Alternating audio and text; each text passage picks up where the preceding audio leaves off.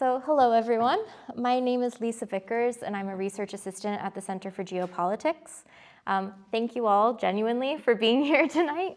And thank you to the Judge Business School for also helping us a bit. And obviously to our panelists as well. For me, tonight's topic is particularly interesting because it brings together a subject I'm a bit familiar with, which is women's political representation, with a geographical region that I don't personally know as much about, which is the Indo-Pacific. However, I can't think of a better topic or better panelist to have this discussion with on International Women's Day. I'll start by introducing tonight's panel. Unfortunately, Sohaila Nazneen could not be with us tonight. She was ill, unfortunately. However, we have great panelists as well. So to begin, we have Dr. Sarah Liu. She's senior lecturer in gender and politics at the University of Edinburgh. Her research broadly focuses on the cross-national comparison on gender and politics, specifically the ways in which contexts shape the gender gaps in political opinion and behavior. And she's published extensively on these subjects. Just some of her authored papers include Are Female Political Leaders Role Models? Lessons from Asia, and Gender Gaps in Political Participation in Asia. So very topical for tonight's event. We also have Sonia Singh. She's editorial director of NDTV. For those of you who are not familiar, that's India's premier TV and digital news network, where she's contributed her expertise for more than 3 decades. She has also authored the book Defining India Through Their Eyes, published by Penguin. She sits on the Global Advisory Council for the World Women Foundation, and she is currently a visiting fellow at Cambridge's Judge Business School. So to begin with, each panelist will be given the opportunity to make opening remarks around the following question.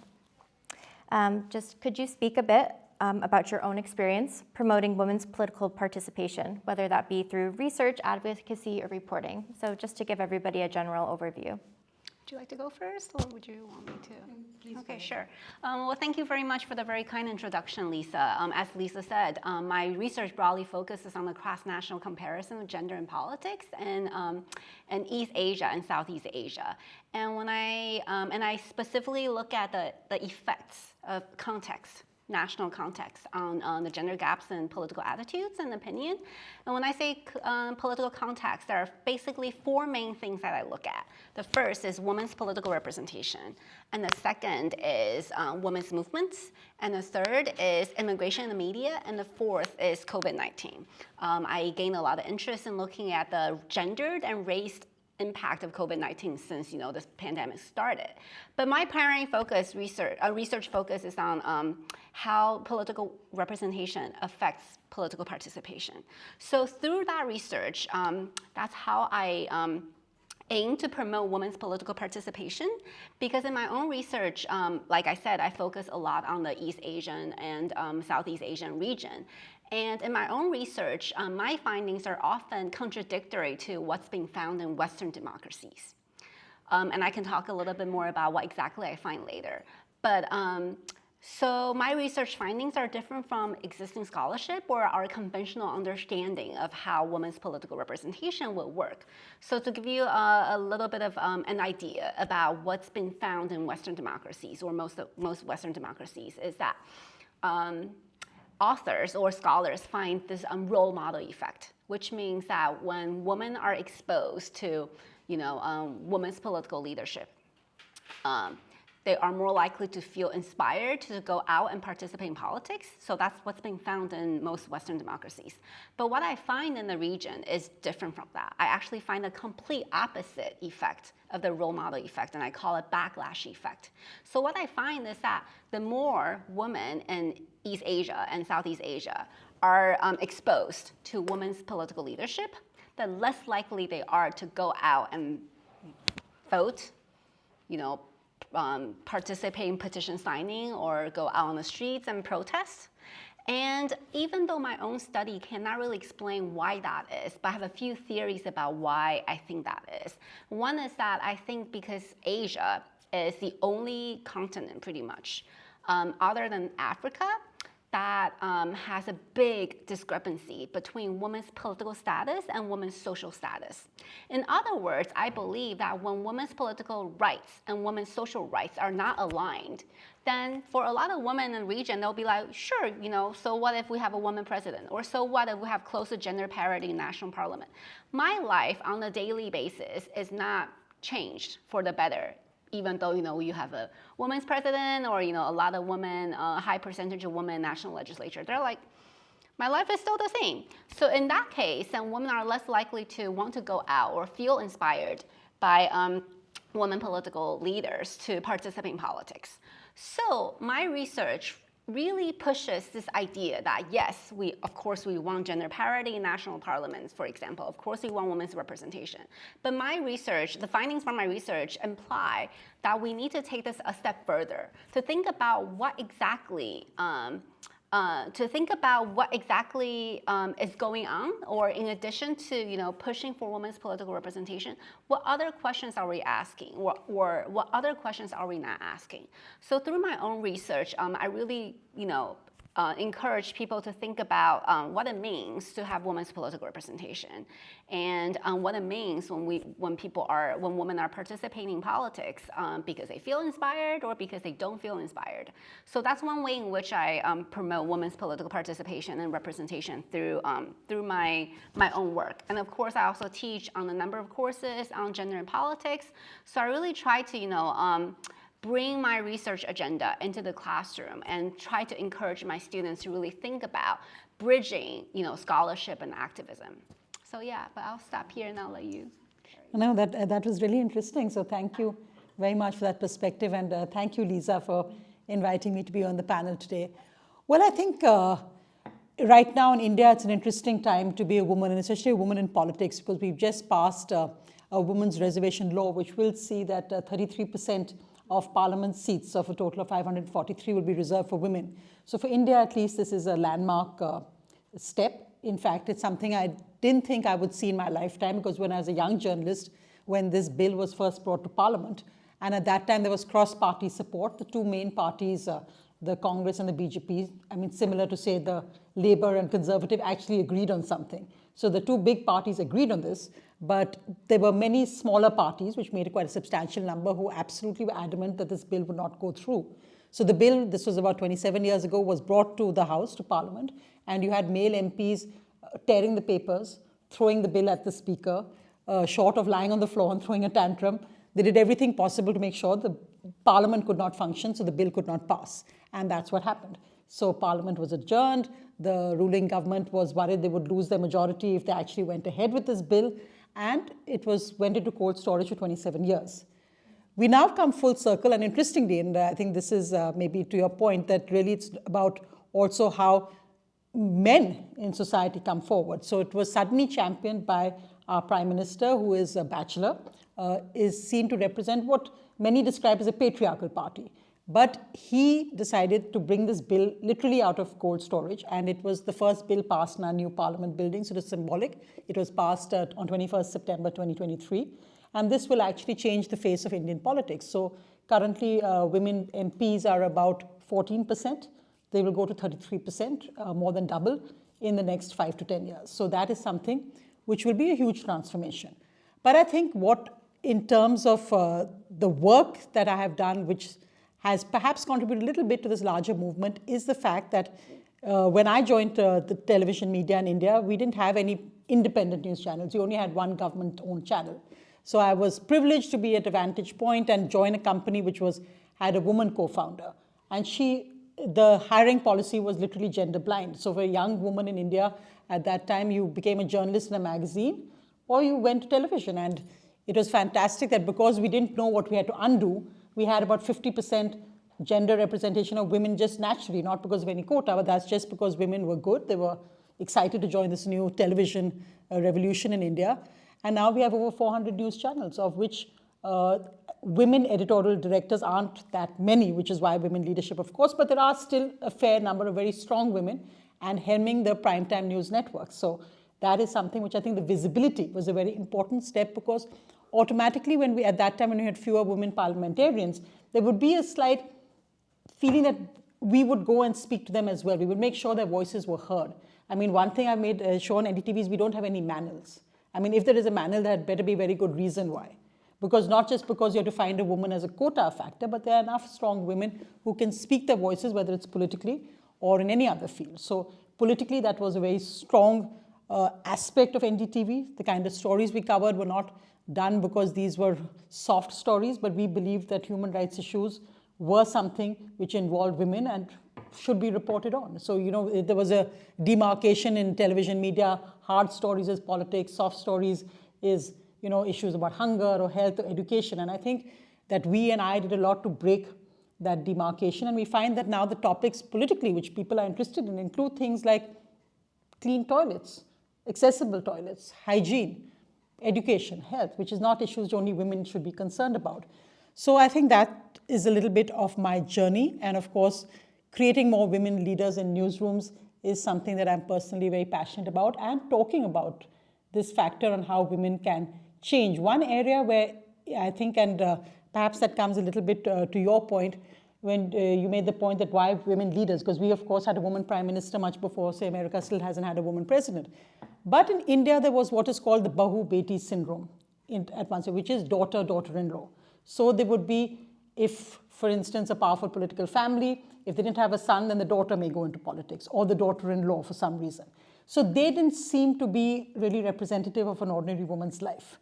But I think the real change in India came in 1992-93, when there was a 33% reservation for women in what's called Panchayati Raj, or local institutions, so which are, I guess the British equivalent would be like your civic councils. So this is in both villages and in cities, your local councils. So you got a 33% reservation. It worked so well that by many states, I mean about 22 out of 32 states now have 50% reservation because it was so successful. And even in states without reservation, we've seen women participation in this has gone up to over 50% just because women feel they have a chance. And these are the women who will really drive the gender revolution in politics, who will be the pipeline for creating women MPs when their turn comes in 2029. So in that way, we have a very vibrant grassroots democracy of gender equality. And that, I think, works much better than women role models, because often women role models may be coming from a very different trajectory than where, say, an ordinary woman may think that, how do I make it? And I think it's only when you see more of these women, of the masses actually making it to politics, is where you will see the real change. Thank you. That's really interesting. It's very helpful to hear a bit more in detail about work that you're both doing, you know, scholarly, but also in the practitioner sense as well. And a lot of interesting themes that are emerging that we will definitely talk more about. This kind of segues a bit. You spoke about political leaders at the end of your points. That leads to the next question, which is, there have been a growing number of female heads of state in recent decades in the Indo-Pacific. We can think about Jacinda Ardern in New Zealand, Tsai Ing-wen in Taiwan, and even going back a bit further to Indira Gandhi in India. Speaking to your country or geographical region of expertise, I know you can't speak about the entire Indo-Pacific. What social norms do you believe have allowed for this to happen? Would either one of you could start, whichever is. Well, in India, I think the transition began, as I said, when women politicians almost seemed to be representatives of powerful male political leaders, in the sense that they were their legacy bearers, often because there wasn't a son.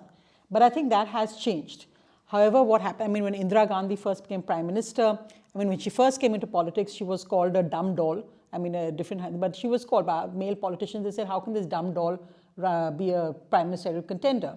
I mean, she, of course, stuck on and various things. And then the ultimate compliment for her was that she's the only man in the cabinet, because then she was seen to be more, tougher than the men. So then that means she can make it. So I think Indira Gandhi in that way was extraordinary, stood out. But I don't think that it led to a very mass participation of women in politics. Her case was so unique.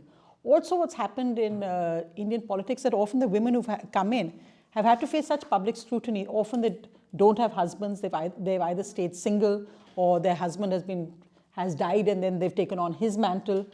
And that has become part of what people feel, that political access still remains limited. But we have seen, as I said, in the last 5 or 8 years, there's been major change. In fact, our president is now a woman who is a tribal, from a tribal community, which is a very poor, underrepresented community, and has worked in politics through her life. She was a school teacher, then became part of the local BJP politics, and has been in politics through her life. So we've seen more and more role models coming up like this, where they have had political careers rather than just being plucked out of the blue and being thrust into the limelight because of circumstances. So I think that kind of career political trajectory of women politicians is now changing in India. And I think the numbers itself, I mean, when you just look at the numbers, I think the biggest change was that for the first time in the last elections, there was a higher woman voter turnout than men. And by 2029, we think in absolute numbers, there will be more women voting than men. Now, these are huge numbers. I'm talking about in this election, they expect 330 million women to vote, as opposed to about 360 million men. So those numbers in itself have made it so important that we now see political parties, all of them, are reaching out with schemes specifically for women. So for instance, it's called Woman Power. So the Prime Minister will talk a lot about Nari Shakti, so he calls it Women Power. And you will suddenly see that the schemes like gas cylinders just subsidized, for instance, which has been a very important change in a country like India, that there's free housing for the poor. But now that free house is given in the name of the woman of the house. Now in India, a major social stigma, and perhaps in the West as well, is that if your husband and you have a fight, that you can be thrown out of the house because it belongs to him, and your rights on it are very limited. But if now the government house is in your name, you're in a position to throw him out, or basically you are safe, you have security, or you and your family have security. So the fact that the government is now recognizing a woman as the head of the household is a major shift in Indian social dynamics. And in many other cases, bank accounts which are opened for the poor, over 50% are now in women's names. So these, I think that taking that point, that it's not just about political change can't happen without social change. But because there is such rapid social change that has been happening in India in terms of women's rights, I think that is why we are seeing correspondingly a political participation which is much more than it has been earlier. Thank you. That's really interesting. Also, this idea that the women who are being elected are more accessible role models, I suppose. Part of the community in a way. Where the average person can maybe see themselves a bit more. Yes. Yeah, that's really interesting. Sarah, would you? So I'm very happy to carry on the conversation. And building on what I said earlier, right? Through my research, I really tried to show that when we think about gender equality, right, which is what we hope to achieve here, when we think about gender equality, we need to think about it in a comprehensive way, right? Because I think oftentimes in a society where we see a woman president, then we think we live in a post-feminist society where gender equality has been achieved, right? But that is far from the truth. So when we think about gender equality, we need to think about gender equality through its social dimensions, its economic dimension, its political dimensions, right? And going back to the question that you asked about, what social norms do we think that have allowed women's political representation, or the increase of number of women heads of states in recent decades, right? I think the economic dimension is definitely something we cannot ignore, right? I think in many countries, we've seen more and more women attain jobs. For example, they participate in the labor force, right? So they have jobs, they've gained financial freedom. A lot of women, or more and more women, are actually attaining higher education degrees, right? So women are getting educated, they are opening up the doors and opening up more opportunities for themselves. So we need to think about this in economic ways, right? So, and these economic reasons are, pretty helpful in terms of, pushing women into the political arena. But like I said earlier, that's also not enough, right? Just having economic progress for women is not enough. We also need to think about the social progress for women, right? So I think another big thing about why certain countries, for example, in Indo-Pacific region, have elected women heads of state, whereas some others haven't, right? Some other countries lag behind, very, very far behind, right? So why is that? Why is there so much variation? I think one of the things is how society treats women. So I encourage you to explore, for example, the World Value Survey, right? A lot of these, like Asian Barometer or World Value Surveys, a lot of these public opinion data, ask this question. They survey people, and I asked them this question: do you believe that women are just as capable as men when it be, as political leaders, right? Do you think women are good political leaders like men are, right? So I encourage you to explore how these countries in the region respond to that question, right? And I believe that countries where more people say that, yes, they believe that women are just as capable as men to be political leaders, they're obviously more likely to give women a chance to enter the political arena, right? And I think that is very important, because when a society believes in women's capabilities of governing a country, then that means they're treating them like, like men are. They're giving them, these women, the same amount of opportunities and access, right, to enter, to be present in the political institution. And this is important because we know that political participation or political representation or anything that has to do with politics, right? It's normal. It can be normalized, right? You can get used to it. In other words, when you have a society where more and more women are entering the political arena, then some people who may have doubts at first, then they may be like, hey, actually, they do a pretty good job. So why don't we give these other women another chance, right? So that kind of political presence could be normalized. And I think when you have normalized presence of women in the political institution, then it becomes, again, easier for women to occupy that space, which is why, going back to what you were saying earlier about how India just passed a law on the reservation, on the gender quota system, right? Many countries have gender quota systems, and we see more and more women being elected in those countries because the gender quota systems allow women a space in the political arena. It gives women a chance to occupy that space, and then throughout time, then people become used to that kind of presence. And the last thing I also want to mention is that, again, we need to think about gender equality in a comprehensive way, but we also need to think about the structural accesses there are in place for women to even enter the political arena, right? And things like, is it easy for women to go out and vote, right? For example, for example, I'll take the United States of America as an example, right? You vote on a Tuesday. But let's say if you're a woman, you have to go to work, and if you work multiple jobs on Tuesday, are you allowed to take off time to go vote, right, on a Tuesday? And if you have children, if you cannot find a babysitter, right, are you allowed to go out and vote, right? So how easy are we making it for women to go out and vote, right? Is it even safe for women to go on the streets and vote, right, or participate in a protest, right? So these are the structural accesses that we need to think about, we need to examine when it comes down to how society could create a room for women to even occupy a space in the political institution.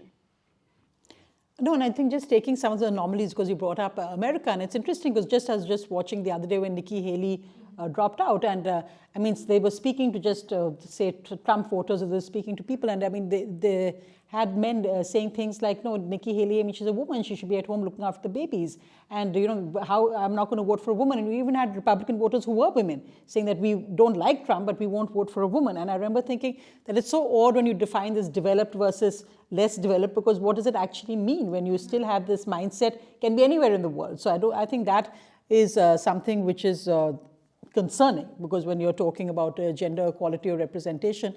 And also I think that aspect, and I think this has really been a struggle in India, and I think, even when we go to 2029, we do have to recognize that the women politicians, and some of them who came up, really were extremely, extremely brave. I mean, there's a case of a Mayawati, who was the chief minister of Uttar Pradesh, which really as a country is somewhere near the size of, as a state is somewhere near the size of Europe. And she was actually, I mean, at one stage with her political opponents, she was actually in a guest house, and the police had to come in to guard her because they were actually short of beating her up and assaulting her. She could have been killed that day.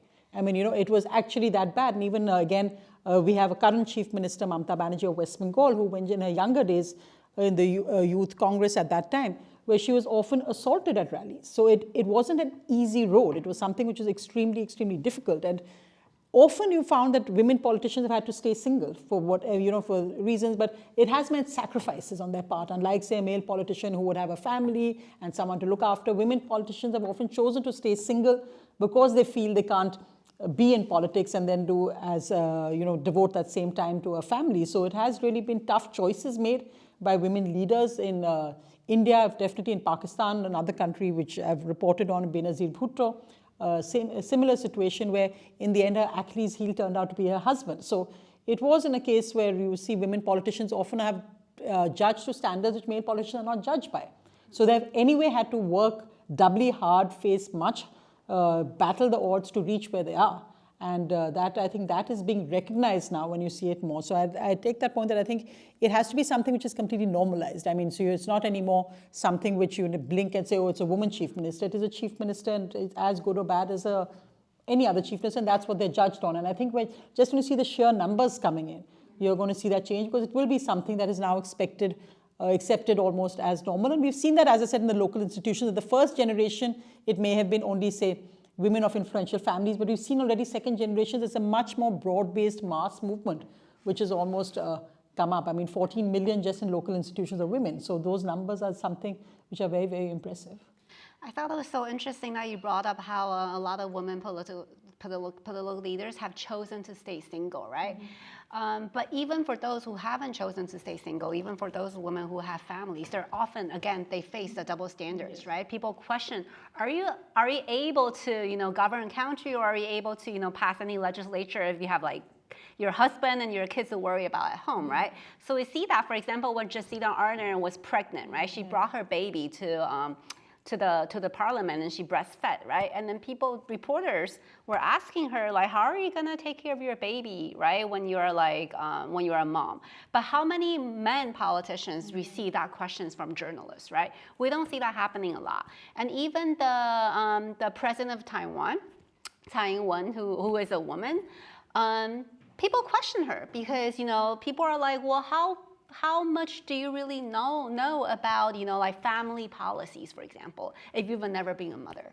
How are you qualified to, talk about laws that benefit mothers and kids? Like, how would you know, right? So it's like women can never win, right? It's like if you're married, you should have knowledge about family and kids, but then can you really handle that job? But if you're not married, then I don't think you're capable of knowing anything about that. So it's not a win-win situation for a woman.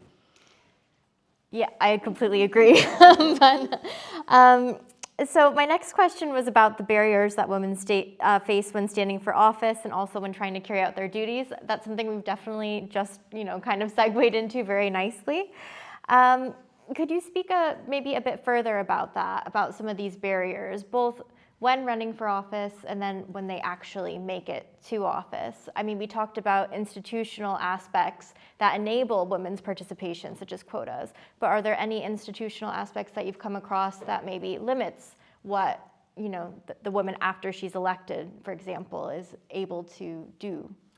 I think there's just a lot of systematic and structural barriers to women. If we think about, first of all, to be able to be elected, right, as a member of the parliament, for example, you have to have the resources, right, to even consider running, right? Then you will have to gain your party support, right, for you to run. And we also know that, political parties are mostly very sexist, right? Some political parties may nominate women because they see the benefit of nominating women, but it doesn't necessarily mean that they are for gender equality, right?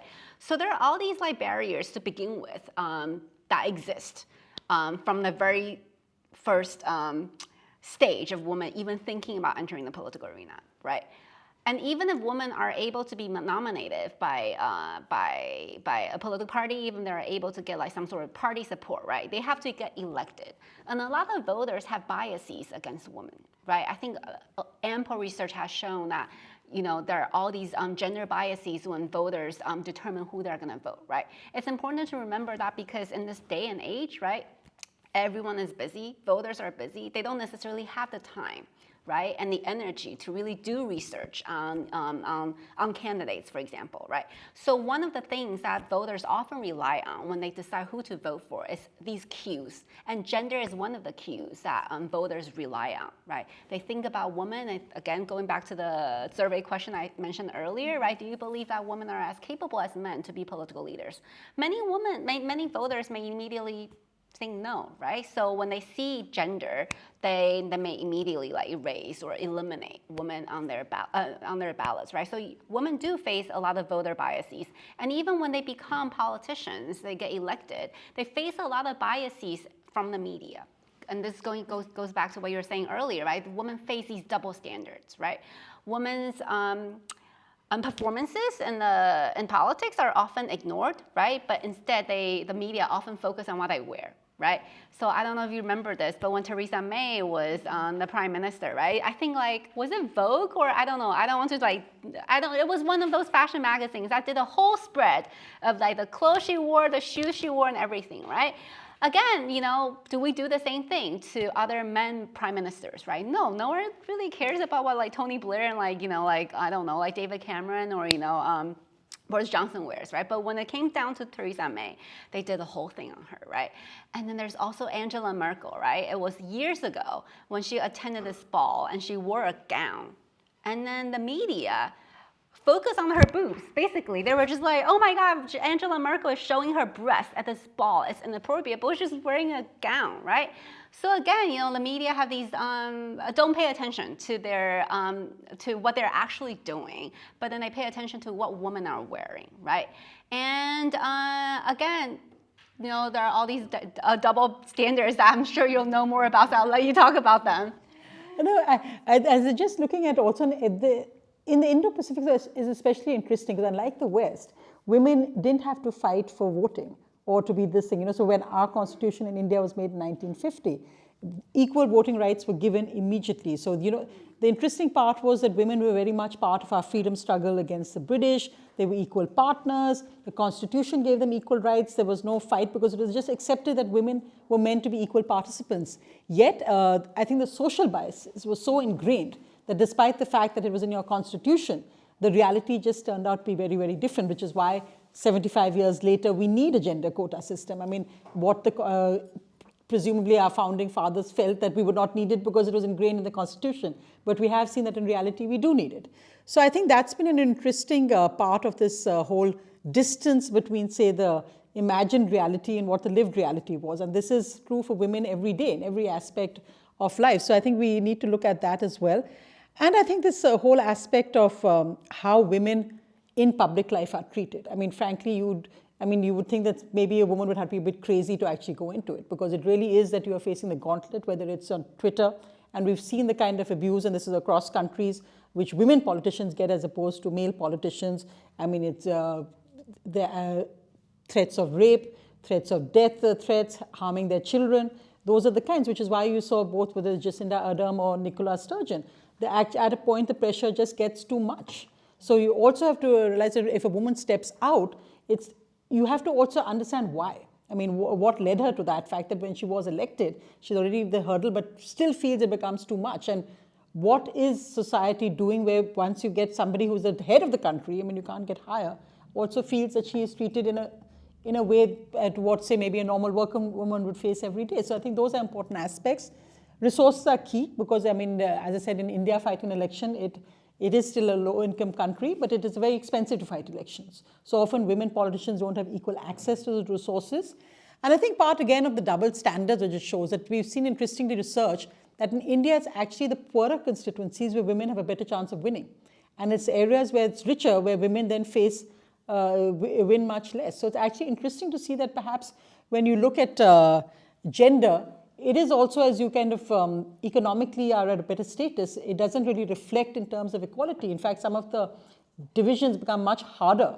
And it's actually much more, because maybe usually, of course, poorer constituency, the woman may have had experience of working in the area. There may be a realization that she's the best. But I find that often in richer constituencies, the data shows that it is male politicians are more likely to win. So I think the resources access is a very major one, which is a hurdle to women politicians as well. So which is why, hopefully with reservation, at least that will become a level playing field. But this has been a major issue as well on accessibility and equality of resource sharing to women politicians. But I think, one very positive aspect was that in the last 5 years, we had both our defense minister and finance minister were women.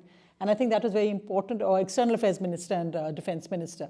And I think that was very important because it sent out that women are not for only soft portfolios. I mean, women do not have to look after women ministries, that they can do the tough jobs. And they perform very well. In fact, a woman is currently our finance minister. So I think those are very important messages to send out, that they must, I mean, defense is normally seen as something which, say, a male would handle, or this finance as well, and external affairs. But I think they were handled very competently by women ministers. And we had, of course, our space scientists led by women in saris when we had the latest. So I think these are very important signals which go out, which is something which I hope subconsciously is taken in as well. Thank you for ending that positively as well, because I know it can look quite negative at times, thinking about all the risks that female politicians are facing and so on.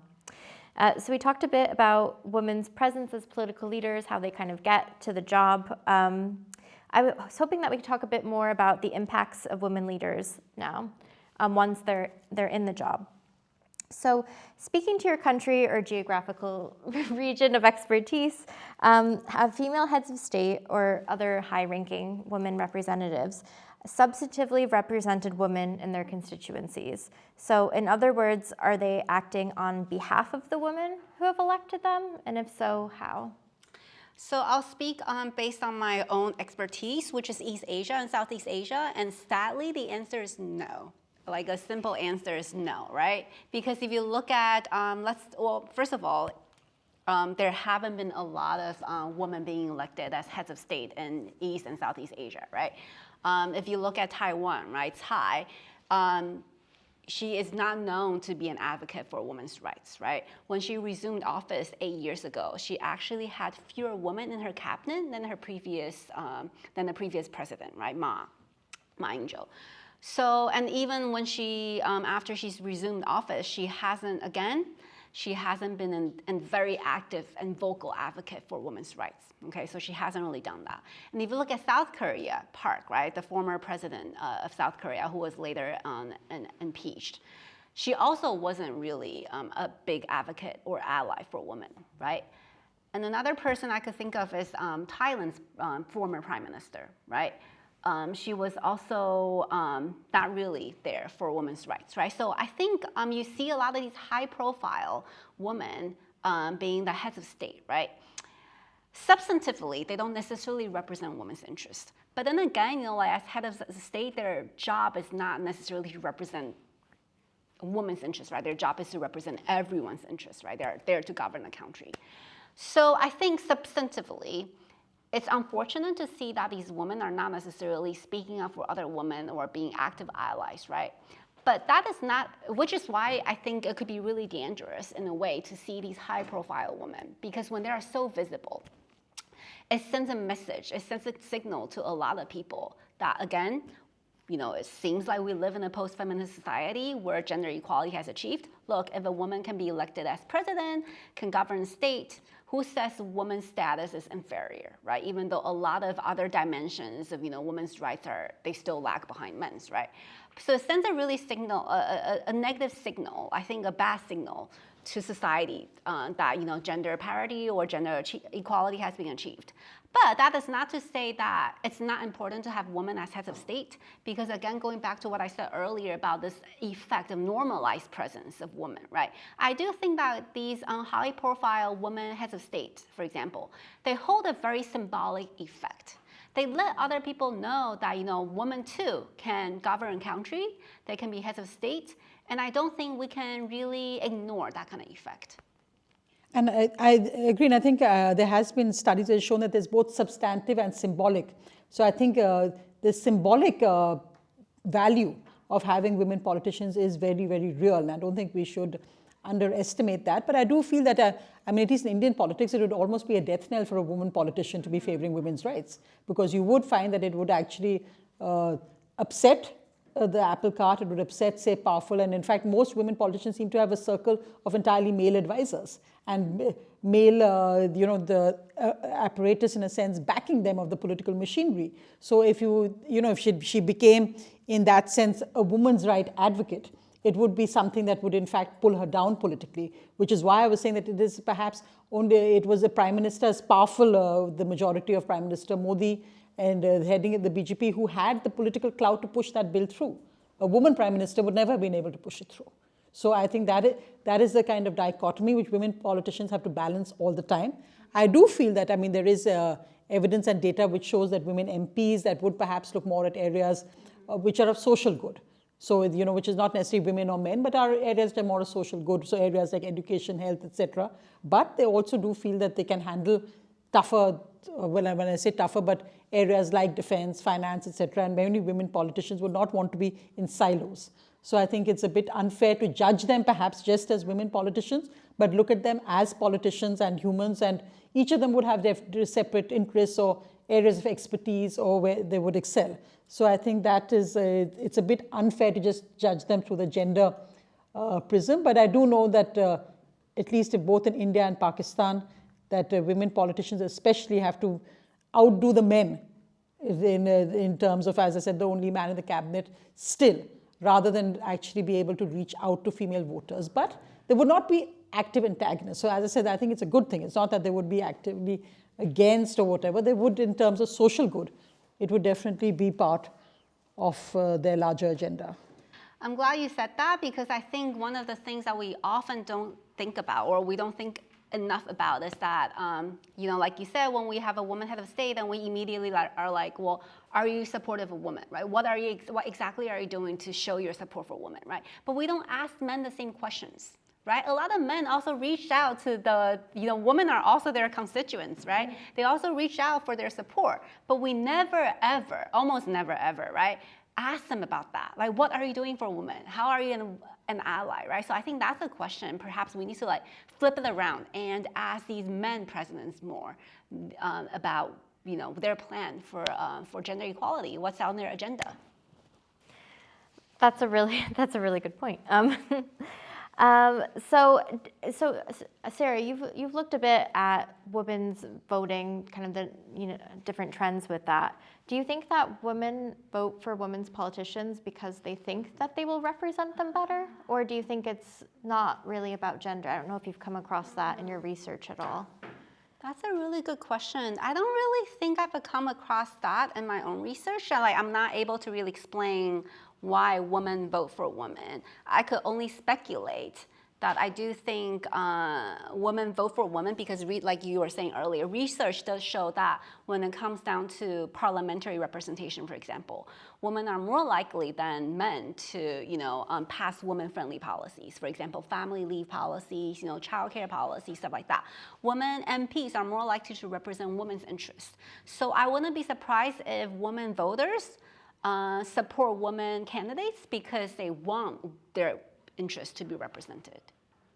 So do you think that there's discrepancy then between women heads of state acting on behalf of women and MPs acting on behalf of women? Yes, because the heads of state's job is not really to answer, right, to a particular population, right? Their job is to govern the country comprehensively. So in a way, they can get away without saying that, without being representative of a certain population's interests. Wow. Yeah. Okay, that's interesting. I think what's happened, and we've seen trends of this, that actually what's really changed the whole status of women participation in politics has been the rise in the number of women voters. So, and that has also done with an increase in the gender ratio and a better increase. So at least in India, our gender ratio has increased. Now women voter turnout has increased.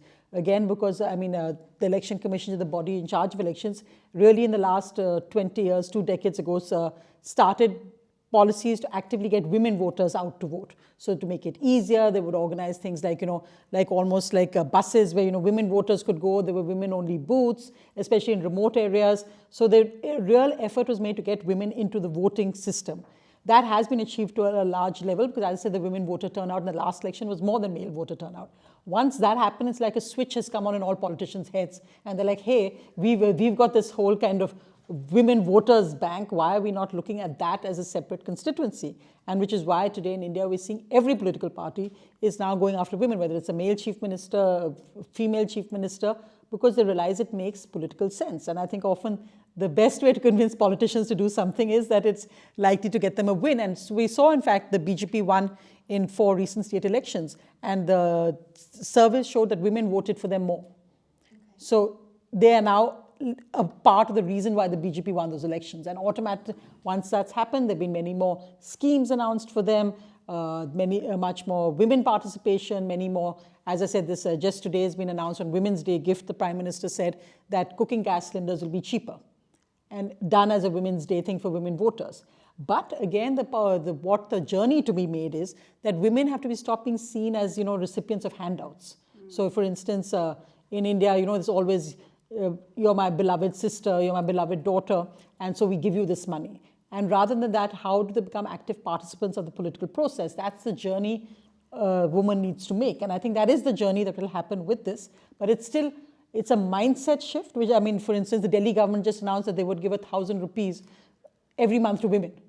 So there's actually no logic for that, but except that elections are near. So just because you're a woman, you get 1,000 rupees. So, it has to move beyond this kind of freebie, as we call it, or just a dole which is given, to how do you get women empowered to be equal participants, whether it's in the economy, whether it's in voting, etc. And that will be the real shift, I think, in women political empowerment, which needs to happen.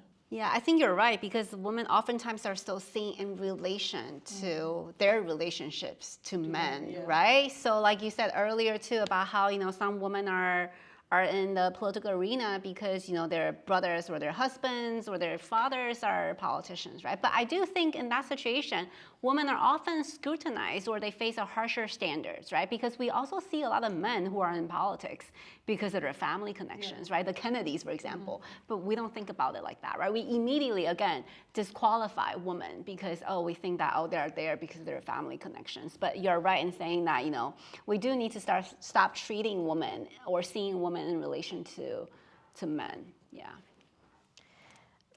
Yeah, I agree as well. But Sonia, you were talking about how a lot of these political parties in India are trying to get more women out to vote. Has that translated into them? No, to vote for them. To vote for them, right. But has that translated into them running more female candidates? Well, with this reservation, it will. But both the main political parties, not yet. In fact, in the recent elections, both the BJP and the Congress gave about 12% to women. Oddly enough, some regional parties have about 40% of their women. This is just organic. About 40% of the MPs are women. One is headed by a woman and one is headed by a man. So it's not really a thing to say. So it can happen organically. It's not that it hasn't. But in the large scale, the BJP and the Congress are the biggest parties which fight the most seats. They give about 12%. And there was, in fact, talk when this bill seemed impossible to happen, that actually political parties should actually at least start reserving the tickets they give. But because of this fear of winnability, it never happened. And now, as I said, within 5 years, there will be no choice. So we will see that happen anyway. Quotas have come up a few times now, so I think it would be a shame if we didn't talk about that a little bit further. Could you just talk, Sonia, could you talk a bit more about the conversation in India about quotas? Has it been welcomed, do you think, generally by the public? Are you foreseeing backlash, even though it hasn't even come into effect yet? I think the quotas, the women's quota, otherwise there's a lot of controversy about other quotas, but I think the women's quota has so far been welcomed across all sectors. But I think when it gets a bit closer, we're likely to see, because they knew that, election is happening next month, and they knew that it's not going to happen this time. So everybody's like, it's 5 years down the line and that's a lifetime. So I think, so current politicians haven't really woken up to the fact that if it's their seat which comes in, but I think when it's closer, when you see maybe some powerful male politicians who may be losing their seats if it goes into the quota, you will find that I'm sure there will be some backlash. But I think as a concept, as a principle, it has been welcomed pretty universally. Wow. I think that there's also often this assumption, misconception that gender quotas put women there, but gender quotas put unqualified women there. But that's not the case, right? You still have to be qualified, right, to really be, to benefit from gender quotas. And I think it's also important to think about how there are different sorts of quotas. I'm not very familiar with the system in India, but every country, right, has its own gender quota system. For example, some countries have mandatory party quotas, right, where they mandate that political parties nominate a certain percentage put certain percentage of women on their tickets, right? Some countries have involuntary quotas, right, where no party really gets penalized even if they don't nominate women, right? So it depends on how gender quotas are reinforced. I think that matters a lot. It also matters how they mandate, for example, political parties nominate women, because a lot of unless you have a very clear guidelines, for example, unless a country has a gender quota where they mandate that the political party use a zipper system. Political parties could get away with saying, okay, we're going to put 20 women we're going to nominate 20 women. We're also going to nominate 20 men, but they put all the men on the top of their list, right? But then all the women on the bottom of their list, right? So unless it's a zipper system, right, where it's men, woman, then it doesn't really benefit women, right?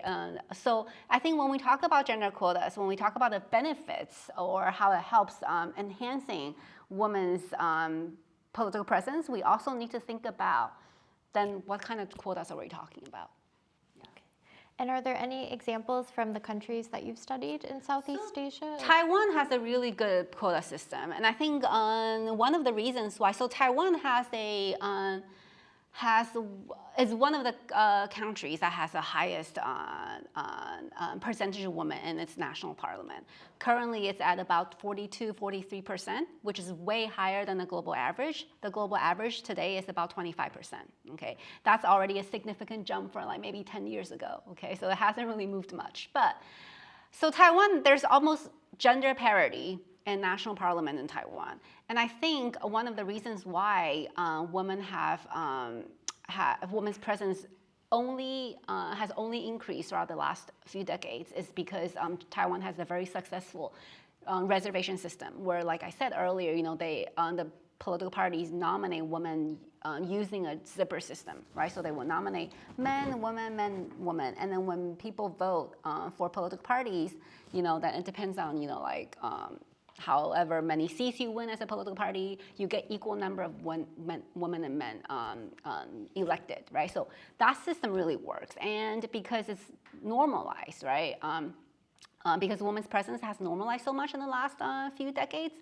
Again, in the very last election, just in January, Taiwan has seen a record-breaking number of women running for political seats, right? So I think that goes back to your question earlier about does it help, right? So I think in a way, yes, it does help. And I'm really hoping to see the same thing for India. No, there's definitely a multiplier effect, because we've seen that in our local institutions where we had reservations, that even where there's 30% reservation, women are 50% when they're actual contest. And I think Rwanda, which gave a 30% reservation in the early 2000s, has something like a 60% presence of women in parliament. So I think it definitely has a multiplier effect, and that at least will be very beneficial. So I don't think quotas should exist forever. I do think that it was needed, because even after 75 years, for us to have just 14% women in parliament is something that is very, very low, and we would definitely like that to change, which is why I think the quotas system is very important. In fact, interesting, I was reading Great Britain in the UK as well, that there are about over 200 women MPs. So I remember thinking that was quite interesting. I think there were over about 650 constituencies, and that there were over 200 MPs. So I remember thinking that was interesting, that in the UK, that you do seem to have quite an organic rise of women MPs in parliament as well. Yeah, I mean, I think that some of the political parties have internal quotas. Sarah, you can correct me if I'm wrong, but so that quotas might, even though it's not on a national base level, it could still have something to do with that.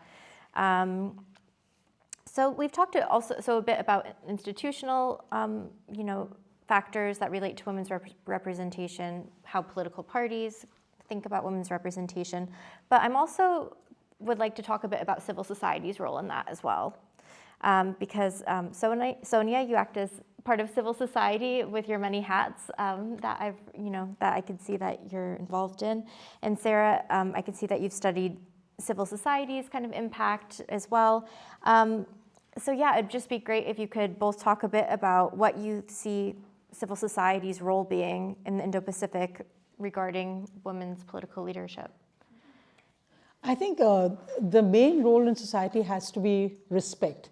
And I think this has been this even in the most powerful women, and I've seen this. I mean, we had Sonia Gandhi, who was the Congress president at one time, the most powerful woman in India, was referred to very often by her opponents as a bar dancer, which I mean, I don't even know if it's true, but apparently maybe in England she worked in a bar. I have no idea.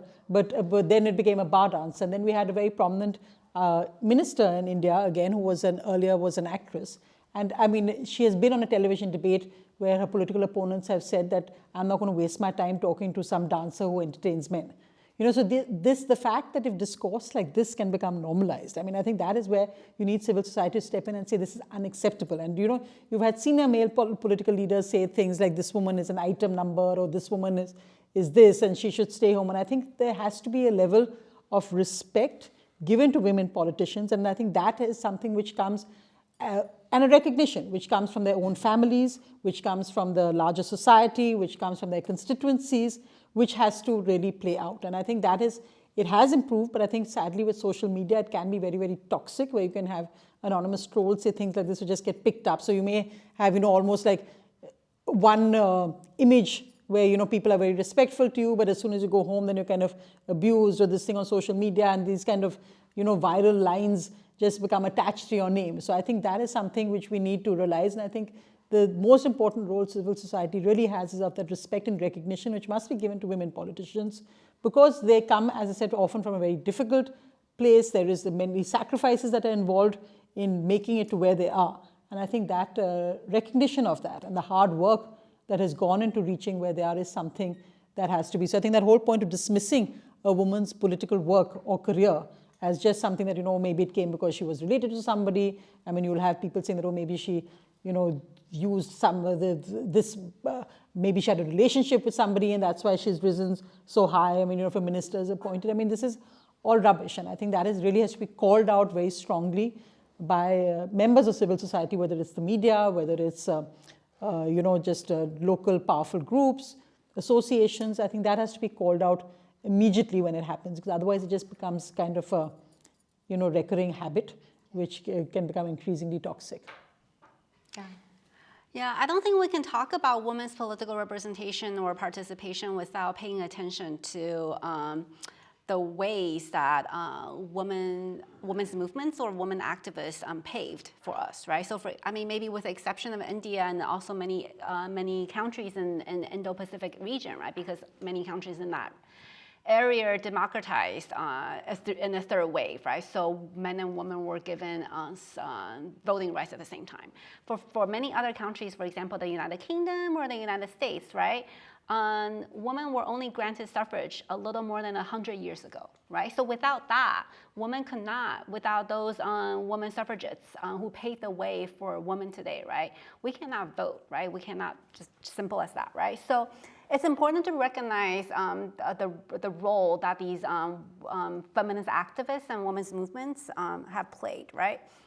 And I think a lot of research also shows that women's movements or women's protests, for example, doesn't only just lead to substantive policy changes, right? But also leads to changes in public opinion, right? So in other words, we see that the women's movements, for example, in the 60s or 70s, many countries in East Asia also went through the same time, right? Also went through women's movements at the same time, right?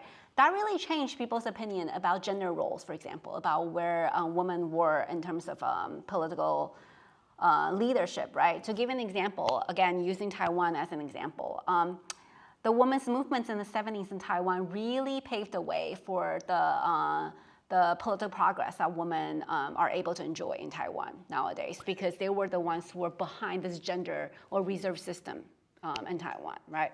So I think it's important to think about that. And even my own research on women's movements, right, shows that the more exposed teenagers are. So I have this like research project where I look at teenagers' propensity to participate in politics.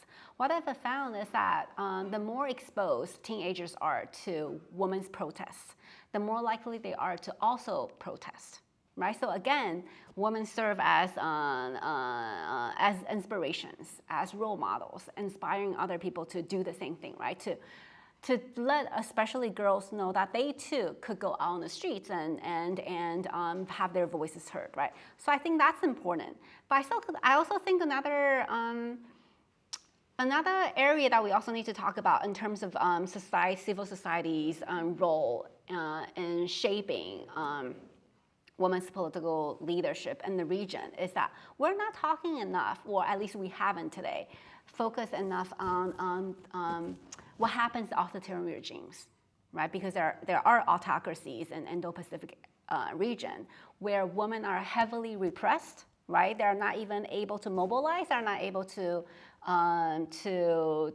mobilize, to form associations, right? To form civil, to even have like a civic organization that stand up for them, right? So I think we also need to think about the danger that these women are facing when they live in the repressed societies where, for example, they cannot even speak up about their Me Too movement, right? Heavily repressed, gets shut down, for example, in China, gets shut down, right? So I think it's also important to think about then what happens when civil society in regimes like this cannot even function, right? What do we do? So that's something for us to think about as well. Wow. Yeah, no, definitely something to think about. So lastly, I was hoping we could talk a little bit about recent past and upcoming elections. Sonia, do you have any predictions for the upcoming election? Do you think that gender will have any kind of role in either the outcome or the most dangerous thing in India to do is predict elections. Yeah, because, I don't know, I mean, let's see how it goes. I mean, as of now, current trend seems to be that the current government may come back, but of course, in an election, you never know. I don't think gender as such will play in terms of maybe the women candidates. I think right now, at least in this election, all parties will go by winnability, rather because this also could be the last election before the quota system comes in. But I think what is clear is that women will play an extremely important role as women exercising their choice. So as I was talking about the various political campaigns which are being done targeted specifically at women are very interesting to see. That's probably a first.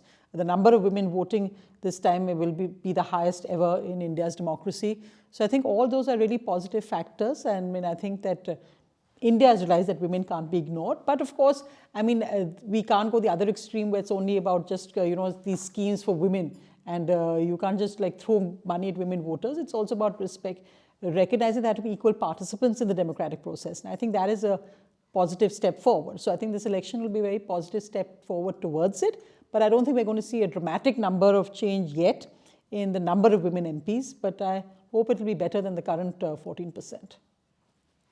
That's very hopeful. So that's great.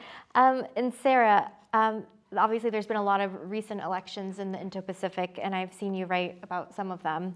Have you seen any patterns emerge in the recent elections regarding women's representation? I've seen you write a bit about Taiwan, but also recently we've had Indonesia, Pakistan, Bangladesh. Again, I think that goes back to my earlier point about normalizing women's political presence, right? Because I think when you have normalized women's political presence, then the political discourse changes. Then people become more accepting of having women holding important roles, right? So I think in the foreseeable future, I do think that we can see people just being like, why do we not have a woman on the ticket? Right? I think it does prompt the political parties to think about it. And using Taiwan as an example, in the very recent election in January, 3 major political parties had candidates, right? 2 of which had a woman as candidates of VP on their tickets, right? So I think it's becoming a norm, right? I think it's only a matter of time before we see 2 women on the same ticket, as president and VP. I think it's possible. I think that point also you made earlier, Depression, and you mentioned the Pakistan elections, which just got over now. I mean, there have been many, many questions about that election and whether the mandate was actually honored. But you just had a woman take over as the chief minister of Pakistan's Punjab, one of the most populous provinces. So again, she's the daughter of a very powerful politician there. But I think the fact that she is there just as a visible symbol, I mean, there hasn't really been a prominent woman politician after Benazir Bhutto was assassinated.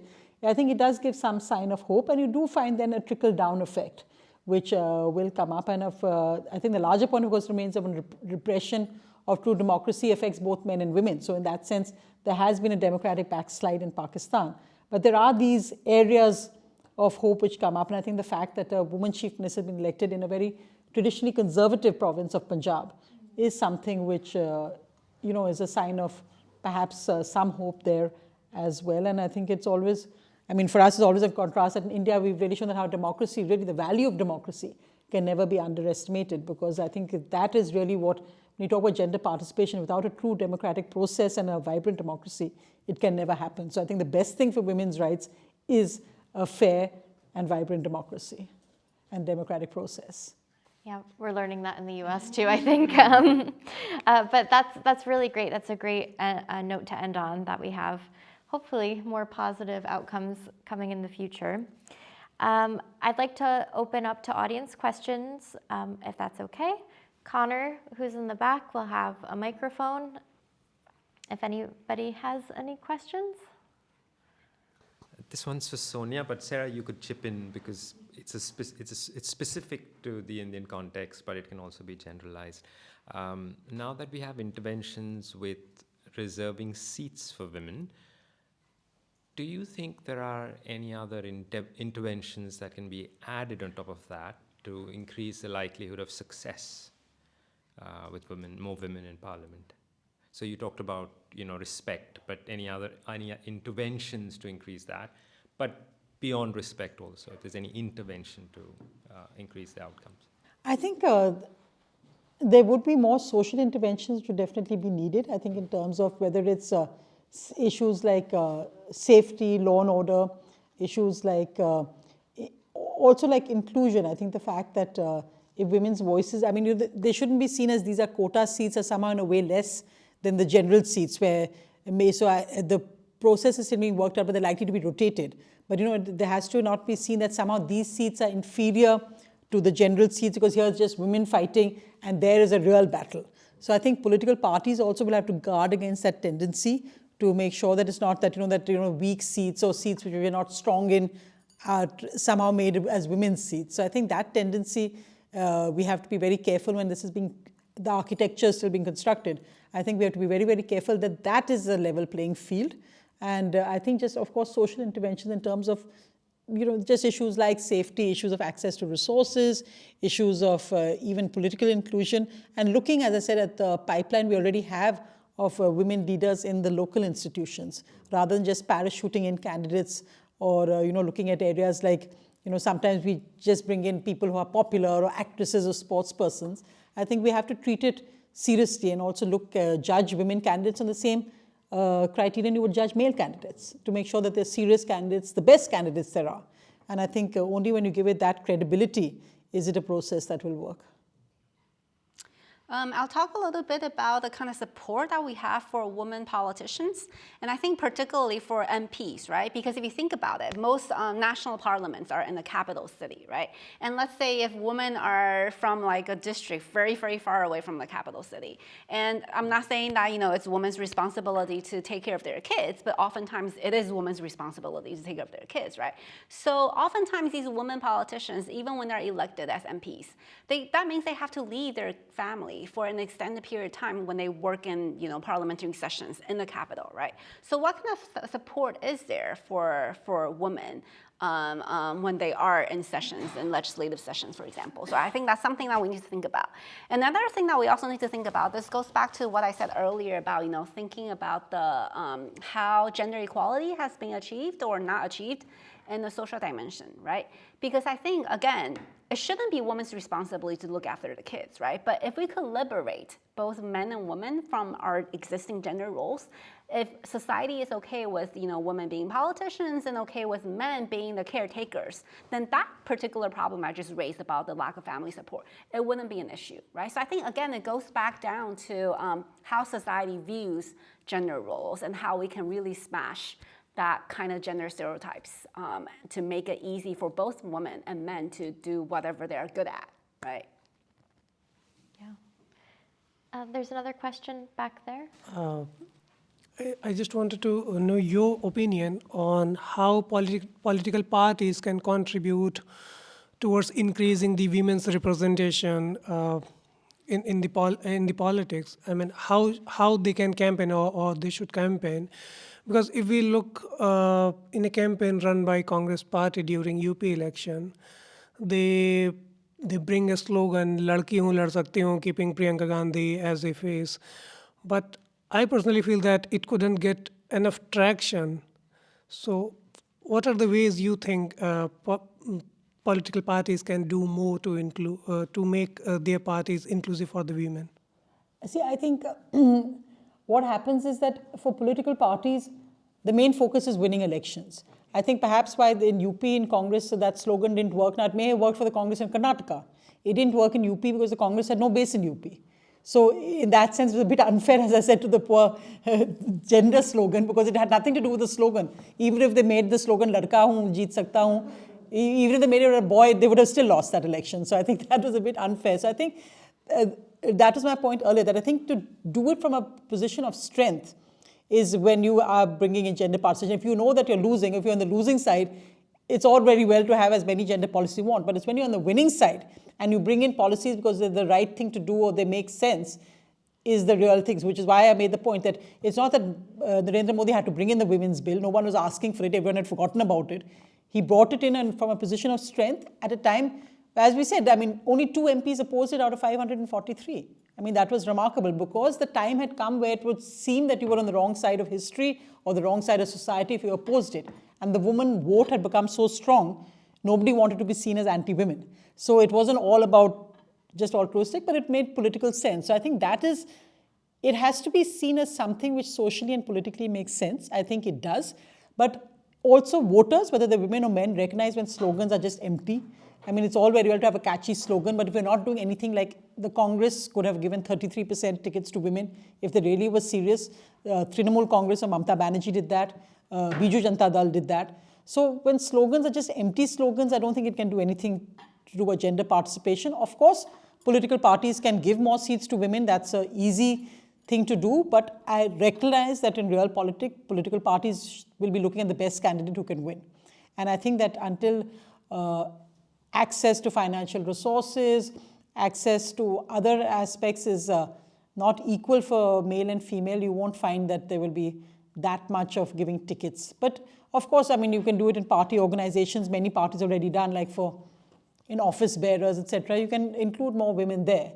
And that is an easy, low-hanging fruit to capture, which many political parties have already done. And I think now that everybody will think the ball has been shifted down 5 years, so I suppose they will start looking at building candidates for that.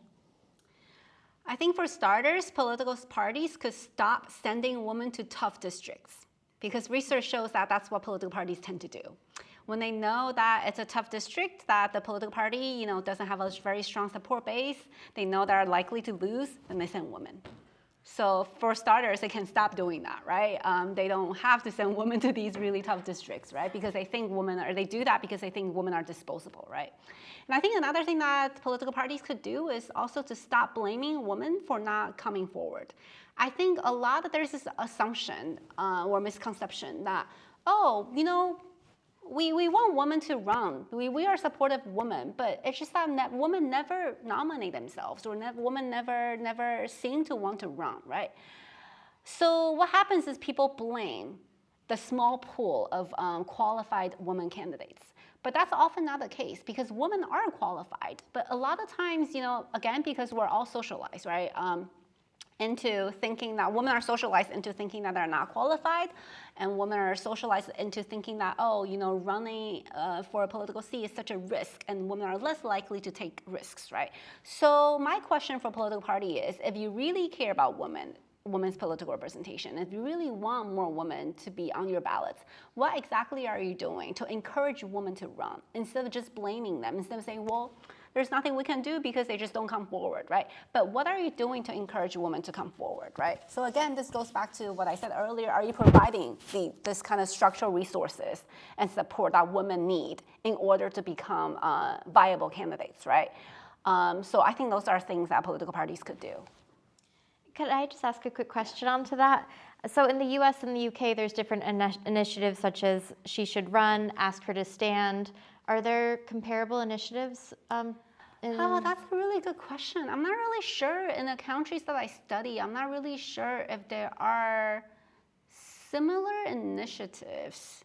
So I don't really know, but I think it would be really great if they are in place.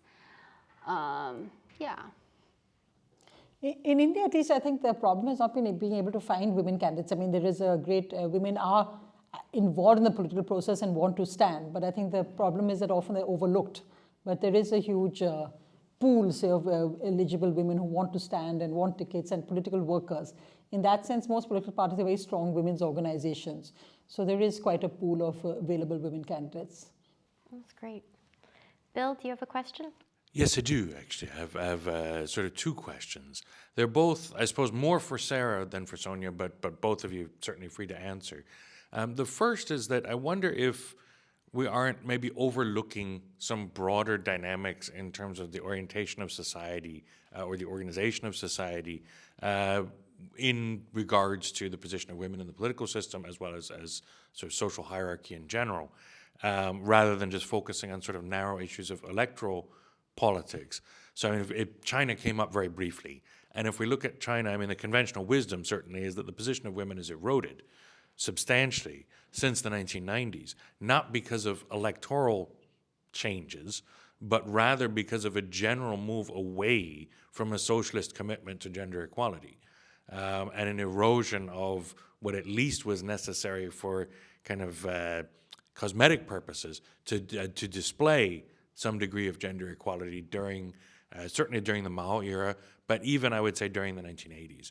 And a lot of that has disappeared. So similar changes actually have happened in other societies in Asia, not just transition from socialism to post-socialism.